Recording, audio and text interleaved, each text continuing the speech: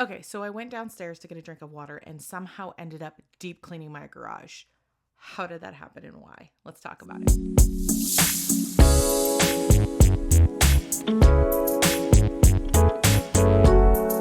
Hey friends, so today's first episode of SideQuest Thoughts is going to be about side quests. I wanted to make this the first episode just so that there was some explanation as to why my channel is called this and why I want to talk about it. So let's start with a little bit of story time. So the other day I'm walking down my stairs to get some water, and as I'm walking down on my landing, I have a mirror, and I'm looking at it and I notice that it is crooked. And I don't know why it's crooked. It's a heavy freaking mirror. So like all the ifs, ands, and buts, I have no idea what's going on, but I do know that I need to fix it. And so as I go down, I'm like, okay, well, I got to go to the garage before I hit the kitchen. So I might as well just do that first. So I end up in the garage looking for my leveling tool and I can't find it. And that totally spirals into me deep cleaning my garage, which I did not finish. And it all started with me wanting to get a drink of water. So what is my little baby brain doing? It's basically plunging me into a side quest. So my main quest of that moment was to go get a drink of water. And so I'm on this like cute little main quest moment. And then because I saw the mirror, it just totally rerouted me to a completely different quest. And even that quest broke off into another quest of deep cleaning my garage. And this happens to me all the time. It is something that is associated with ADHD, which I have, but I don't believe it's only for ADHD people. I don't think it's only for these little neurodivergent brains of ours. I think that anybody could have this and do this, and it's just about what's going on in your brain at that time, right? It wasn't until I got diagnosed with ADHD that I started to piece together some of the things that my brain had always done. And in my later years, because I got diagnosed as an ancient grandma, some of these things that may have been quirks or cute little side quests, cute little like, I'm thinking right now, I'm visually thinking of myself like gallivanting through a field, like cute little moments there. As I've gotten older, they haven't actually, they're like not so cute anymore, if you know what I mean. They're almost more destructive than they are cute, right? I could have just ignored the mirror. I could have gone and gotten myself a drink of water. I could have come back and situated the mirror, but instead I divulged into cleaning my garage, which then essentially made my garage more messy, made me more irritable and tired, and I still hadn't gotten the freaking drink of water. And so it's been really interesting seeing how this thing my brain does is impacting my life. And I wanted to talk about that because oftentimes I find that side quests for me, I've gotten to a point where I can store them in my brain. So I can almost 100% guarantee you that I had seen that mirror and I had seen it being crooked. Like that was something that I knew was happening, but I just didn't have the space or the time at that moment to deal with it. And so I feel like I have all these things in my brain, and then just given the opportunity, right? There was no priority for me, unfortunately, for that water.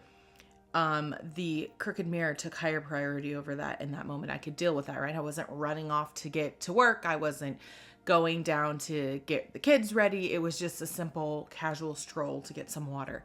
And so at that point, my brain was like, oh, guess what? You're going to prioritize this and you're going to do this. And it just snowballs. I know that it's a weird topic to start on, but I just think it's an important topic to talk about because from the outside looking in, I can see how I might come off as a very hot mess. And when I got diagnosed, I was talking with my husband and he was like, and I was kind of telling him all the things that Instagram and TikTok had told me.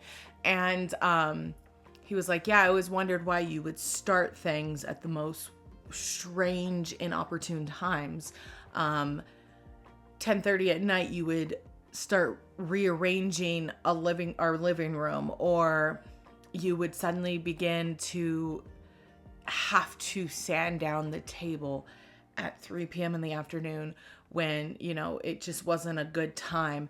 And I think about that and I never actually piece that together, I think I took those behaviors and I looked and viewed at them as being productive. Problem with side quests is that they're rarely finished for me. And so, yes, I might feel productive in the moment, or I might have a nice little dopamine hit. But then when it gets to the point where my brain goes, well, where's the dopamine in that? I then quit. So I think it definitely is interesting to, when you know and you have this awareness, you're going to hear me say this a lot, the awareness of your behaviors through the lens of ADHD really inform and kind of direct and guide what I do now. So what do I do now? Well, I literally sometimes have to say, nope, that's a side quest. That's a side quest. Don't do it. It's a side quest. Sometimes to myself, sometimes I will say it out loud. The awareness has given me grace, not quite control yet, but I definitely am able to manage those impulses. It's all ADHD, right? We want the dopamine, so then we have impulsivity and we rabbit, from this to that to this to that in that continuous cycle of dopamine seeking. At the same time, our brains are so impacted by everything around us that our brains are prioritizing what's important and what needs to get done right now, but everything has the same sense of urgency. And so sometimes I even have to tell myself, what's the level of urgency on that? Like, yes, my brain is prioritizing this as the most important thing right now to fix that mirror, but really, is it the most important thing right now? And what is going to kind of come after that? What do you know is going to maybe even spiral you somewhere else? So needless to be said, anytime a side quest pops into my brain that I know I have to go to the garage for, I tend to avoid the garage. I avoid that side quest. But really, I need to get my garage clean. Can someone come please help? Like, honestly, it's so bad. It's okay. It's okay, because I'm telling my brain, no one's dying because of my garage. It might be a slight fire hazard, but nothing that is too concerning.